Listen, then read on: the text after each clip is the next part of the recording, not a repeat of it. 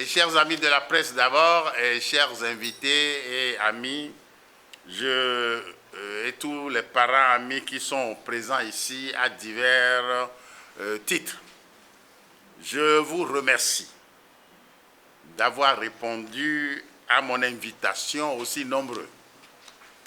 Certains journalistes, dès le putsch survenu le 26 juillet 2023 à Niamey, m'ont appelé pour une interview. J'ai à chaque fois décliné en promettant de m'exprimer ultérieurement. Mais depuis le 26 juillet 2023, la crise nigérienne occupe la quasi-intégralité de ma pensée et de mes occupations. J'ai reçu plusieurs personnes à l'écoute desquelles je me suis enrichi et ai étendu ainsi mon horizon. Ainsi, après le Mali, le 18 août 2020 et le 24 mai 2021, la Guinée le 5 septembre 2021, le Burkina Faso le 24 janvier 2022, avec ce petit changement survenu push dans push le 14 octobre, remplacement du lieutenant-colonel Paul-Henri Savadogo Damiba par le capitaine Ibrahim Traoré. Le 26 juillet arrive enfin le putsch du Niger. Et ce putsch a été reçu et perçu comme un putsch de trop dans un pays dont la dévolution politique a toujours été rythmée par l'armée jusqu'à l'exception de la présidence Mahamadou Issoufou. Alors, la CEDEAO est montée d'un cran dans les sanctions par rapport au putsch du Mali, de la Guinée et du Burkina Faso. Et du coup, les réseaux sociaux explosent. Et je perçois que chacun, du Cap Vert à l'océan Indien, d'Alger au Cap, chacun s'exprime à travers son ressenti au regard de la sphère nationale dans laquelle il vit. Et j'en ai entendu des mûrs et des pas mûrs, à travers un mélange de vérité, de semi-vérité et de ce qu'on appelle fakes, tantôt délibérément lancés, tantôt innocemment repris. Il m'est apparu alors un embrouillamini total qui n'a cessé de m'interpeller. J'ai alors décidé de m'exprimer en deux temps. Le deuxième temps interviendra ultérieurement en temps opportun et approprié. Des éléments de ce deuxième temps figurent déjà dans un article que j'ai publié l'année dernière et que je distribue aujourd'hui dans la salle pour une mise en réflexion préalable. Vous avez l'article, il s'agit de la démocratie en Afrique, un état des lieux préoccupants que j'ai publié dans la revue Questions internationales numéro 115 de septembre-octobre 2022. Le premier temps est celui que nous vivons ce jour. Et ma pédagogie consiste à partager avec vous trois questions à l'exclusion de toutes autres. Première question. Quel est le statut du putsch dans l'espace CEDEAO? Deuxième question, quelle doit être la réaction de la CEDEAO face à un putsch? Et troisième question, enfin, que faire? Que faire? Un putsch, premier volet, un putsch dans l'espace CEDEAO est formellement interdit. Et cette interdiction est une règle d'ordre public. Donc nous allons voir en un premier temps l'interdiction et j'indiquerai rapidement, sommairement, en quoi cette règle est d'ordre public. D'abord, le putsch est interdit par les textes propres à la CEDEAO, par les instruments de l'Union africaine et par d'autres instruments débordant le cadre africain. Les instruments juridiques de la CEDEAO proscrivent tous les putschs. Elle a ainsi adopté, de manière fort timide, à Abuja le 6 juillet 1991, la déclaration de principes politiques de la CEDEAO. Ensuite, le traité révisé de 1993 a été plus franc. Les États membres de la CEDEAO, pour la réalisation de l'intégration économique, ont proclamé, je cite, solennellement leur adhésion à la promotion et consolidation d'un système démocratique de gouvernement dans chaque État membre. Et à cette fin, le protocole relatif aux mécanismes de prévention, de gestion, de règlement des conflits, de maintien de la paix et de la sécurité, adopté à Lomé le 10 décembre 1999, a prévu un mécanisme de maintien de la paix, de la sécurité comprenant une force armée. Mécanisme qui peut être mis en mouvement, je cite, en cas de violations graves et massives des droits de l'homme ou de remise en cause de l'état de droit. Et, je cite encore, fin de citation, je cite une autre citation, en cas de renversement ou de tentative de renversement d'un gouvernement démocratiquement élu. Et par-dessus tout, la CEDEAO, je cite encore, constatant que le protocole du 10 décembre 1999, pour avoir plus d'efficacité, exige d'être complété notamment dans le domaine de la prévention des crises intérieures, de la démocratie, de la bonne gouvernance, de l'état de droit et des droits de la personne, a adopté à Dakar, le 21 décembre 2001, le protocole sur la démocratie et la bonne gouvernance additionnel au protocole du 10 décembre 1999. Ce protocole additionnel comporte une section première intitulée « Des principes de convergence constitutionnelle ». Des principes de convergence constitutionnelle. Et ce chapitre, cette section première plutôt, affirme, je cite, « Tout changement anticonstitutionnel est interdit de même que tout mode non démocratique d'accession ou de maintien au pouvoir. » Puis précise, je cite encore, « L'armée est apolitique et soumise à l'autorité politique régulièrement établie.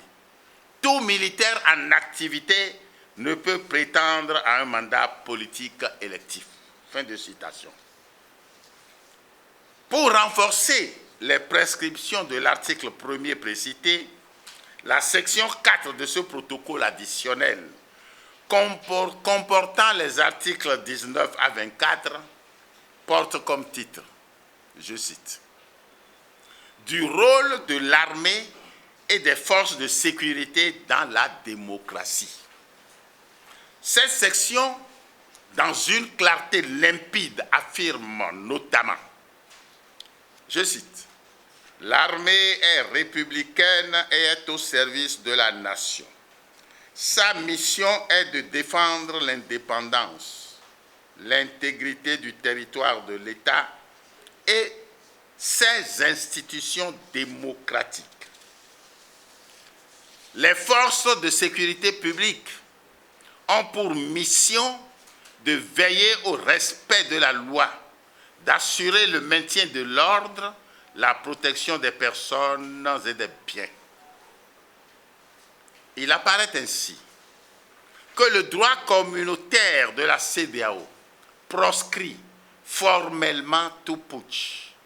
La même interdiction est faite par des instruments de l'Union africaine. En effet, les instruments juridiques de l'Union africaine interdisent également les putschs.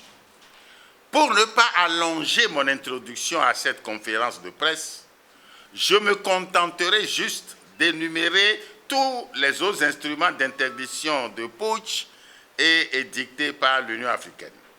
Nous relevons la déclaration d'Alger de juillet 1999, la déclaration de Lomé du 12 juillet 2000, l'acte constitutif de l'Union africaine adopté à Durban le 9 juillet 2002, la charte africaine de la démocratie, des élections et de la gouvernance adoptée à Addis Abeba le 30 janvier 2007, la déclaration du 30 janvier 2011 sur les valeurs partagées.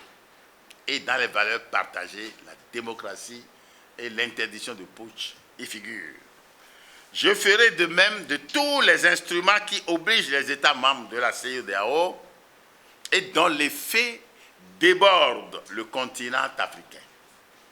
Il s'agit des instruments adoptés par l'ONU et les organisations linguistiques. Au niveau des Nations Unies, nous pouvons citer la déclaration du millénaire du 8 septembre 2000, la résolution sur la promotion et la consolidation de la démocratie du 4 décembre 2000 et la résolution sur la promotion d'un ordre international démocratique et équitable du 19 décembre 2002. Au niveau des organisations linguistiques, le premier instrument adopté dans ce cadre est la déclaration de Harare de 1991, adoptée par le Commonwealth, qui a été appliquée pour la première fois à Abacha, en République fédérale du Nigeria. Et la déclaration de Bamako, adoptée le 3 novembre 2000 par la francophonie. Au total, à quelque niveau que l'on se place au plan international, le putsch est interdit et cette interdiction est d'ordre public. Mais il est intéressant de descendre au niveau des lois nationales. Presque toutes les constitutions des États membres de la CEDEAO proscrivent toute rupture de constitutionnalité, coup d'État, putsch, mercenariat et toutes autres formes de rupture de constitutionnalité. Entre mon désir d'énumérer ici toutes les dispositions constitutionnelles interdisant les putschs et la prudence de ne pas vous ennuyer, je me résous à donner au moins quelques exemples. Le cas malien est très amusant et prouve que les putschistes qui prétendent durer dans la transition afin de faire une nouvelle constitution font économie de vérité. La nouvelle constitution malienne du 23 juillet 2023 contient un article 187 qui est la reprise exacte, mot pour mot, de l'article 121, troisième alinéa de la Constitution du 25 février 1992. Je cite, « Tout coup d'État ou putsch est un crime imprescriptible contre le peuple malien. » La Constitution de Burkina Faso de 1991, dans sa révision du 5 novembre 2015, considère toute atteinte à la Constitution comme le crime le plus grave à l'encontre du peuple. Et déclare illégal, je cite, « tout pouvoir qui ne tire pas sa source de cette Constitution, notamment celui issu d'un coup d'État. » Fin de citation. Vous connaissez les dispositions des articles 65 et 66 de la Constitution béninoise.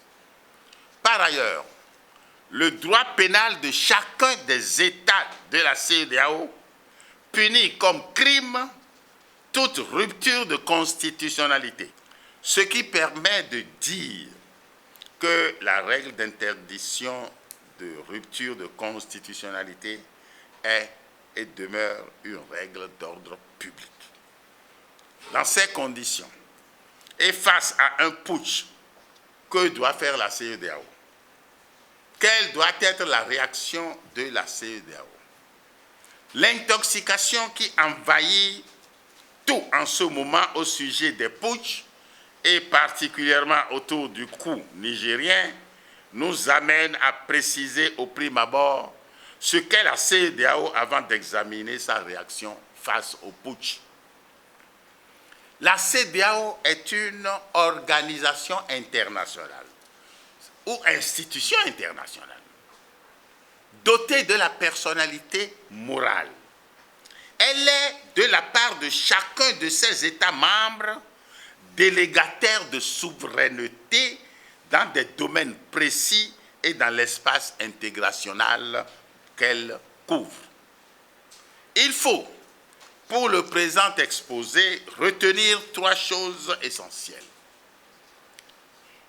La première est que chaque ressortissant de chacun des États membres de la CEDEAO est érigé en citoyen de la CEDEAO par le protocole portant code de la citoyenneté de la CEDEAO adopté à Cotonou le 29 mai 1982.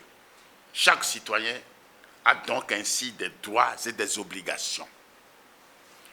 Deuxième chose à souligner, la CEDEAO est dotée d'organes de décision, que sont notamment, je ne veux pas les citer tous, que sont notamment la conférence des chefs d'État et de gouvernement, le Conseil des ministres, le Parlement de la communauté, la Cour de justice de la communauté, etc. Troisième chose, les décisions prises par les organes sont exécutoires dans l'espace CEDEAO et notamment celles de la conférence, je cite, en force obligatoire à l'égard des États membres et des institutions de la communauté.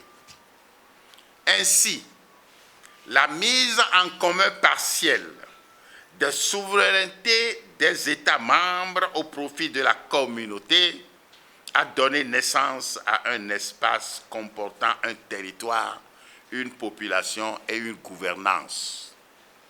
C'est en fonction des règles de compétences fixées au traité révisé et à différents actes de la CEDEAO que la conférence a pris contre le putsch du Niger des sanctions. Les sanctions prises par la conférence alors sont-elles illégales? Et là, nous allons examiner très rapidement les réactions qui sont prescrites par les textes. Le protocole du 21 décembre 2001 a consacré un chapitre 2 aux modalités de mise en œuvre et des sanctions. Ce chapitre compte un article 45 qui prescrit en ses paragraphes 1 et 2 ce qui suit. 1. Je cite. En cas de rupture de la démocratie par quelque procédé que ce soit, et en cas de violation massive des droits de la personne humaine dans un État membre, la CEDEAO peut prononcer à l'encontre de l'État concerné des sanctions. 2. Les dites sanctions à prendre par la conférence des chefs d'État et de gouvernement peuvent aller par graduation. Fin de citation. Ce protocole a été complété par l'acte additionnel ASA 13-02-12 portant régime des sanctions à l'encontre des États membres qui n'honorent pas leurs obligations vis-à-vis de la CEDEAO. Puis suivent des dispositions énumérant et précisant les diverses sanctions. L'article 6, consacré aux sanctions politiques, précise au paragraphe 14 et 15 que les sanctions applicables peuvent comprendre, je cite, la condamnation et la non-reconnaissance des gouvernements issus de changements de constitution, l'imposition de la paix ou la restauration de l'ordre constitutionnel par l'utilisation de la force légitime. Donc, l'utilisation, fin de citation. Donc, dès lors, nous voyons que l'utilisation de la force est légale et légitime d'après les textes qui régissent la CEDEAO. L'intervention armée de la CEDEAO pour imposer la paix et restaurer l'ordre constitutionnel est à l'ordre du jour depuis 1990 avec l'ECOMOG. ECOMOG, ça signifie Economic Community of West African States Ceasefire Monitoring Group. C'est ça, en abrégé, ECOMOG. L'ECOMOG est intervenu au Libéria, en Sierra Leone, en Guinée-Bissau et sous la nouvelle appellation de force en attente de la CEDEAO en Gambie en 2017. Je signale qu'au 62e sommet tenu à Abuja le 4 décembre 2022, il a été décidé de créer une nouvelle force régionale qui aura pour mission de lutter contre le terrorisme et les changements anticonstitutionnels de gouvernement. Mais le 18 juillet 2023, notez bien, le 18 juillet 2023, une commission tripartite composée du Nigeria, du Bénin et de la Guinée-Bissau a été chargée de réactiver l'ECOMOG. Donc, ce n'est pas par rapport à Niamey au push du 26 juillet que l'intention, le désir, la décision même de réactiver l'ECOMOG a été mise sur la table. En conséquence de tout ce qui précède, il est facile de constater que la CEDEAO n'a commis aucune faute, ni dans la procédure, ni dans les sanctions prononcées. Nous ne voyons donc pas pourquoi des voix s'élèvent pour parler de sanctions illégales et inventer des questions non pertinentes pour justifier un putsch. Pour ce qui est de l'intégration, il faut savoir si nous voulons une intégration ou non. Elle ne pourra jamais se faire si nous n'avons pas de principes convergents dans nos comportements politiques. Alors, vient la question, que faire? Voilà des textes qui prescrivent des sanctions et les sanctions sont appliquées et tout le monde crie. Que faire? J'ai appris dans ma vie qu'il faut être ferme sur les principes, mais dans leur application, savoir tempérer si les circonstances le permettent. Alors, brièvement, je propose ceci. Que la CEDEAO lève l'embargo sur les produits alimentaires et les produits pharmaceutiques. Et il y a des dispositions dans certains textes qui lui permettent de procéder ainsi, pour des questions humanitaires. 2. Que la CEDEAO et chacun des États membres comprennent que le tout n'est pas d'adopter de bons textes. Il faut que le peuple s'en pénètre. Les instruments pertinents de la CEDEAO ne sont pas assez connus. Il faut donc que cela soit enseigné dans les écoles civiles et militaires. Et surtout que les militaires soient bien pénétrés de cela jusqu'aux derniers militaires de base. Les officiers, ils savent très bien. Mais les militaires à base, ils connaissent qu'obéir au commandant et non pas au pouvoir civil. La troisième proposition, eh bien, c'est une proposition en pointillé sur l'intervention armée au Niger. Je conseille simplement la tempérance et ne va pas pour l'instant au-delà. Je vous remercie de votre attention. Je suis à votre disposition pour les questions.